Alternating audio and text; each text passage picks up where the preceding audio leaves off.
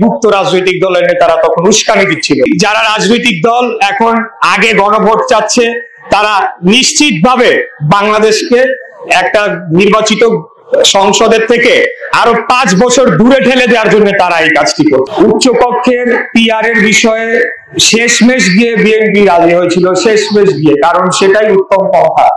কিন্তু আমরা দেখলাম এই হঠকারী এই মুনাফেকের দল যখনই বিএনপি বললো ঠিক আছে আমরা উচ্চ কক্ষে পিআর মেনে নিলাম, তারা এখন নিম্ন কক্ষেও পিআর দিয়ে আরেকটা বাধা সৃষ্টি করে দিল। এখন আমরা উচ্চ কক্ষেও পিআর চাই না, নিম্ন কক্ষেও পিআর চাই না, এরকম একটা মুখোমুখি অবস্থান করে দিল। গত বছর ছাত্র জনতার রক্তাক্ত গণ অভ্যুত্থানে সকলেই আমরা অংশগ্রহণ করেছি। এই যে এটার দাবিদার কোন একক ব্যক্তি বা একক রাজনৈতিক সংগঠন হতে পারে না, এটার দাবিদার কেবল যারা শহীদ হয়েছেন তারাই এই দাবিটা করতে পারেন। আজান দিচ্ছেন, আচ্ছা, তারাই এটা করতে পারে। কিন্তু আমরা দেখেছি যে 24-এর পরে 71-কে খাটো করে 24-কে আরো মানে 71-এর সামনে 24-কে আরো তুলে ধরার একটা অপচেষ্টা তারা করতে পারে, যারা নিশ্চয়ই 71-এ তাদের ভূমিকা সম্পর্কে বাংলাদেশের মানুষ অবশ্যই খুশি ছিল না, তাদের একটা দুর্বলতা রয়েছে বিধায় তারা এই কর্মটি করার চেষ্টা করেছে। আজকে 72-এর সংবিধান ছুঁড়ে ফেলে দিতে চায়।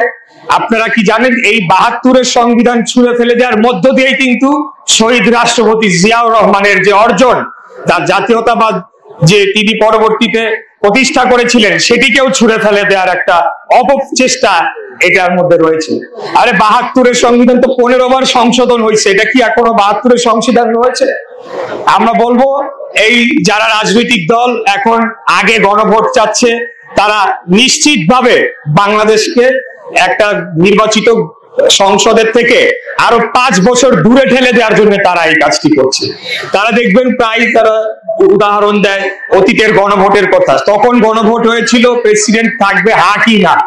আমার তো এখন বিশ্বাস হয় যে এই গণভোটের মধ্যে তারা এমন কিছু লিখে দিবে যে হা বা না, যে এই বর্তমান সরকার 5 বছর থাকবে হা, এটাকেই তারা জয়যুক্ত করিয়ে প্রথম দিকে তারা যে চেষ্টাটি করেছিল 5 বছর দেখেছেন আপনারা, ঈদের জামাত করে যখন আমাদের মাননীয় প্রধান উপদেষ্টা বের হয়ে যাচ্ছেন তখন 5 বছর করে এই গুপ্ত রাজনৈতিক দলের নেতারা তখন উস্কানি দিচ্ছিল। তাদেরই প্রকল্পের অংশ এটা, কারণ তারা জানে তারা ভোটের মাঠে ভোটের লড়াইয়ে তারা আসলে কোনো ভাবে টেকার কোনো সম্ভাবনা নেই, যার কারণে এখন তারা যে রাষ্ট্র ক্ষমতা ভোগ করছে তারা তাদের প্রভাব খাটিয়ে বিভিন্ন ভিসি ডিসি শিক্ষা প্রতিষ্ঠান বা নানা ধরনের ব্যাংক দখল, নানা ধরনের দখলবাজি তারা করছে। এটিকে অব্যাহত রাখার জন্য, নিজেদেরকে শক্তিশালী করার জন্য, পাশাপাশি যত দিন যাবে বিএনপির উপর চাঁদাবাজ এইটা ওটা বিভিন্ন ধরনের অপবাদ দিয়ে আমাদের জনপ্রিয়তা কমানোর চেষ্টা করছে। তাই আমি আজকে বিনীতভাবে আমাদের সামনে উপস্থিত মুরব্বিয়ানরা রয়েছেন, আপনারা শহীদ রাষ্ট্রপতি জিয়াউর রহমানের আদর্শের রাজনীতি দেখেছেন, আপসীর নেত্রী দেশনেত্রী বেগম খালেদা জিয়াকে দেখেছেন।